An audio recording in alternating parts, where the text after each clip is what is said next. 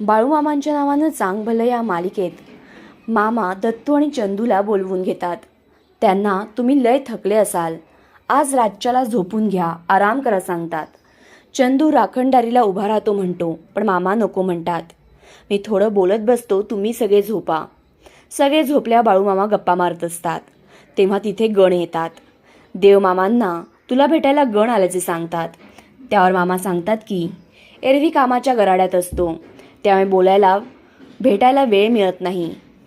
ते येतात, विचारतात कैलासाला कधी येणार आहेत. इथली कामं झालेली नाही, ती झाली की जाऊ म्हणतो. यावर गुरुदेव त्यांना सांगतात की असं कर, एक दिवस कोणालाच दिसू नकोस आणि जाऊन ये तिकडे कैलासावर. पण बाळूमामा काम होईपर्यंत जाणे नाही असं म्हणतात. देव म्हणतात, आजवर ज्यांची कामं तू केली आहेस ते देखील कोणी कैलासावर तर कोणी वैकुंठात गेले. तिथे गेल्यावर त्यांना कळलं की तुम्ही तर साक्षात रुद्राचा अवतार, पण मेंढ्या घेऊन काठी घेऊन इथं राहता. त्यावर मामा म्हणतात, पण अजूनही काही लोक येतात, ते भांडतात, आमच्या रानात मेंढरं आणू नका म्हणतात.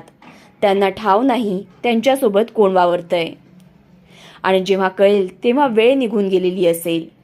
गुरुदेव यावर म्हणतात की मग काय, लोक येतील आणि तुझी प्रतिमा उभारतील, मंदिर उभारतील, पण या क्षणाला त्यांना ओळखता येत नाही हे निश्चित आहे. तर मग बाळूमामांच्या नावानं चांग भलं ही मालिका तुम्हाला आवडते काय, कमेंटमध्ये आवर्जून सांगा.